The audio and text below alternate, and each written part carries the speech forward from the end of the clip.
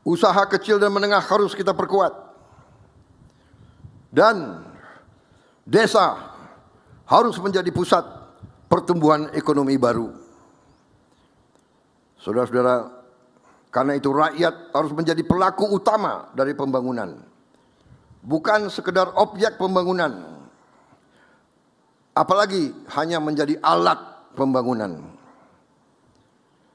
Kelima, ekonomi kita adalah ekonomi yang berkeadilan sosial. Inilah tujuan dari seluruh perjuangan kita. Pertumbuhan ekonomi harus disertai pemerataan. Kemajuan harus dirasakan oleh seluruh rakyat Indonesia. Saudara-saudara, atas dasar itulah pemerintah saat ini melakukan berbagai langkah transformasi. Kita tidak hanya mau bicara pembangunan. Kita sekarang punya cita-cita yang lebih berani. Kita sedang dan akan menjalankan terus strategi transformasi bangsa. Strategi kita sejatinya adalah transformasi menjadi haluan yang sejalan dengan Pancasila. Kita memperkuat hilirisasi sumber daya alam. Kita membangun ketahanan pangan nasional. Kita memperkuat koperasi dan ekonomi desa. Kita terus memberi makan bergizi gratis untuk membangun generasi Indonesia yang sehat dan unggul dan cerdas. Kita memperkuat pendidikan, kesehatan, dan pembangunan manusia.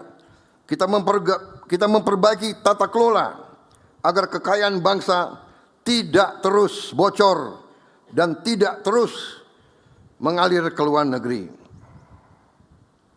Saudara-saudara, suatu transformasi, suatu perubahan yang besar tidak mudah. Kita akan menghadapi rintangan, kita akan menghadapi tantangan.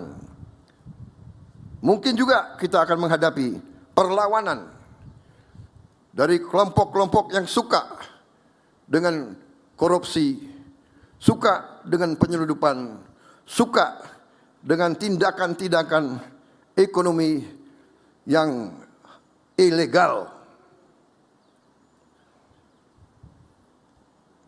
Kita akan mungkin menghadapi perlawanan dari mereka-mereka yang tidak cinta tanah air, bahkan berusaha terus untuk memperlemah NKRI. Tapi bangsa yang besar harus berani. Kita harus berani ambil keputusan yang benar, walaupun sulit. Kita harus berani membela rakyat kita. Kita tidak boleh mewariskan kemudahan jangka pendek, tapi mengorbankan masa depan anak-anak dan cucu-cucu kita. Tidak ada negara yang merdeka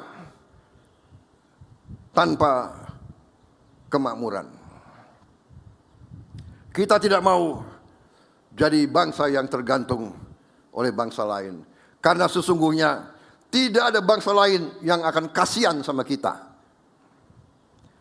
Kalau kita dalam kesulitan, kalau rakyat kita lapar, kalau rakyat kita dalam kesulitan, tidak ada bangsa lain, kekuatan lain yang akan kasihan atau membantu kita. Sebagaimana pendiri bangsa kita, sebagaimana proklamator kita, Bung Karno pernah menganjurkan kepada kita, kita harus berani berdiri di atas kaki kita sendiri. Itu adalah intisari daripada negara yang berdaulat. Saudara-saudara, Pancasila telah mempersatukan bangsa Indonesia selama 81 tahun. Banyak pihak, banyak negara yang mengatakan Indonesia tidak bisa utuh, Indonesia tidak bisa bertahan. Karena terlalu banyak perbedaan, terlalu banyak suku bangsa, terlalu banyak bahasa daerah, terlalu banyak adat yang berbeda. Tapi kita buktikan hari ini, kita masih menjadi bangsa yang utuh, bangsa yang bersatu.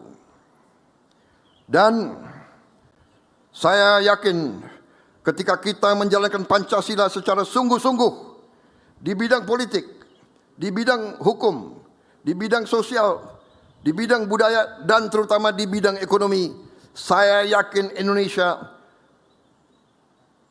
tidak hanya akan menjadi negara maju dan makmur, Indonesia akan menjadi bangsa yang dihormati oleh bangsa-bangsa lain karena rakyatnya sejahtera.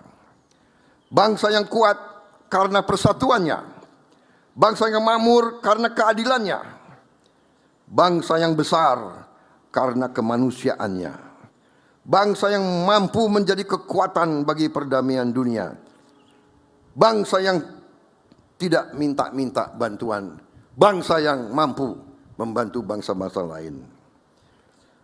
Mari kita jaga Pancasila, mari kita amalkan Pancasila, mari kita wujudkan Indonesia yang adil, makmur, berdaulat, dan bermartabat.